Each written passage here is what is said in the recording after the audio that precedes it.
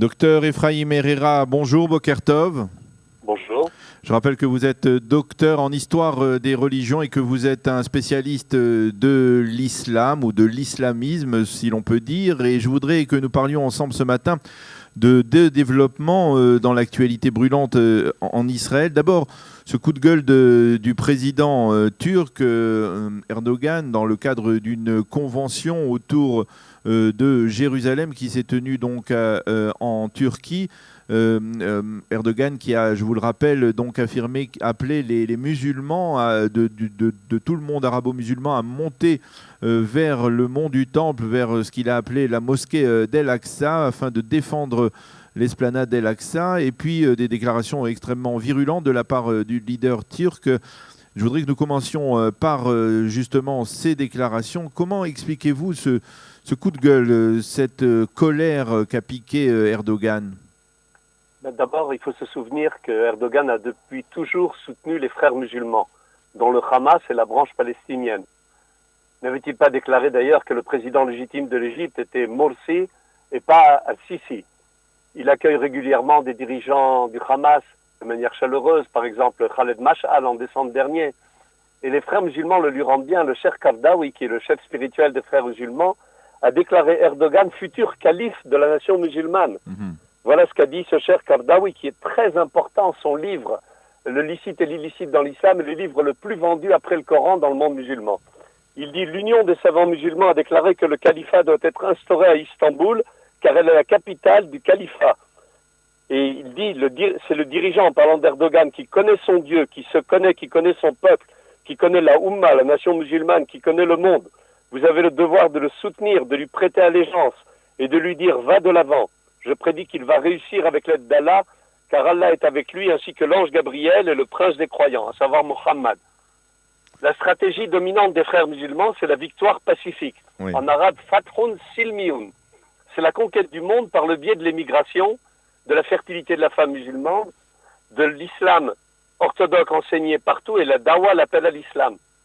Et en fait, il poursuit cette ligne, Erdogan. Il aide aussi ici en Israël et à Gaza les Palestiniens par le biais d'organisations caritatives. Il soutient le Hamas et on peut dire, est-ce que l'on peut dire que d'une certaine manière, il y a une véritable alliance aujourd'hui entre la Turquie d'Erdogan, le Hamas d'Ismail Haniyeh, pour essayer de prendre le contrôle du mont du Temple, du Harabaït?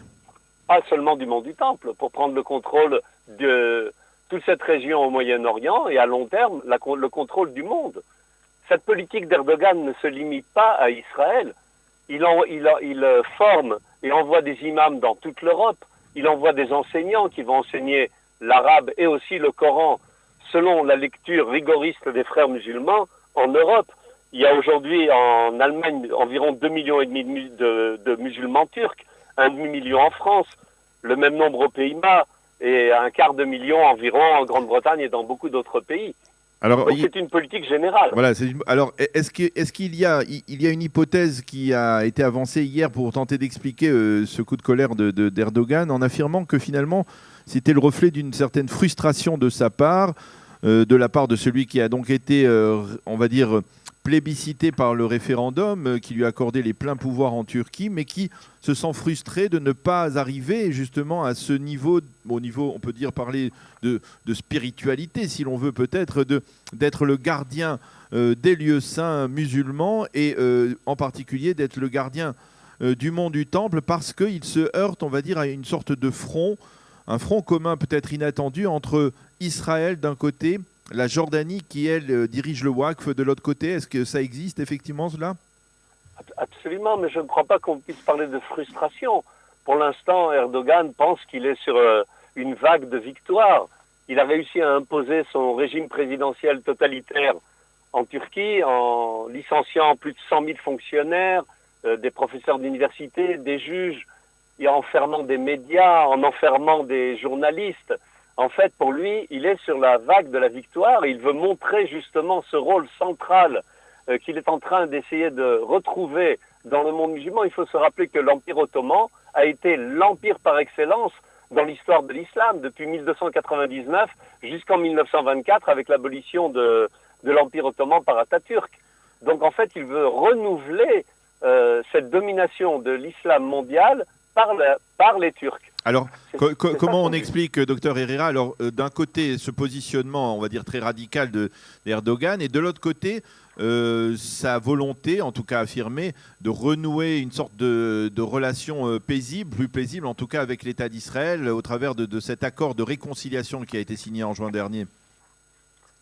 Tout simplement, ça suit exactement cette même ligne politique des frères musulmans, qui est une ligne par étapes, dans laquelle on fait des compromis là où on est sous pression, et dès qu'on peut se libérer de la pression, à ce moment-là, on passe à l'offensive.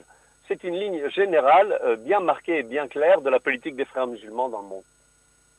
Alors, je voudrais que nous parlions et nous évoquions en quelques mots, peut-être avec le temps qui nous reste, la visite de Donald Trump. Peut-être que nous aurons l'occasion d'en reparler un peu plus tard. Mais Donald Trump arrive avec la véritable détermination d'essayer de réenclencher le processus de paix. On a l'impression qu'un dialogue, en tout cas au moins très on va dire très stable, très posé, s'est instauré entre lui et les Palestiniens. On l'a vu aussi parvenir à faire fléchir un peu Binyamin Netanyahou et son gouvernement de droite en lui demandant de restreindre la construction dans les implantations. Est-ce que vous avez le sentiment que Donald Trump a la capacité de réussir là où beaucoup d'autres ont échoué en relançant le processus de paix?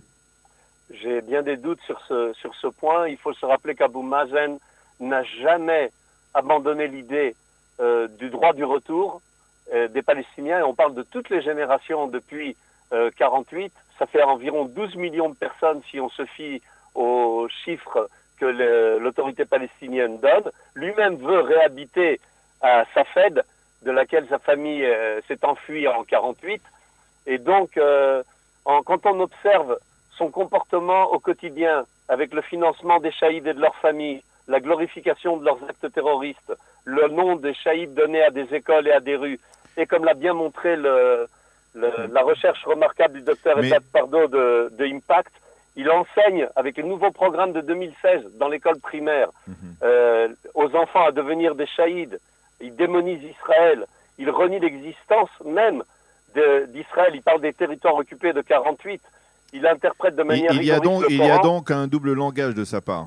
Absolument, et je ne pense pas qu'à 82 ans, alors qu'il a été le bras droit de Arafat, qu'apparemment il a aidé à la programmation des attentats meurtriers à Munich, il change de position, surtout menacé de l'extérieur tant par le Hamas et le djihad islamique qui ne lui reconnaissent aucun droit de prendre des décisions au nom des Palestiniens, et de l'intérieur par le Fatah et par Barghouti entre autres. Eh bien, merci docteur Efraïm Herrera pour toutes ces précisions sur donc ce coup de gueule du président turc Tayyip Erdogan, et puis sur cet aspect donc de la proximité, cet aspect du positionnement palestinien à l'approche donc de la visite de Donald Trump dans la région en Israël les 22 et 23 mai prochains. Merci et Boker Tov. Shalom. Au revoir, Boker.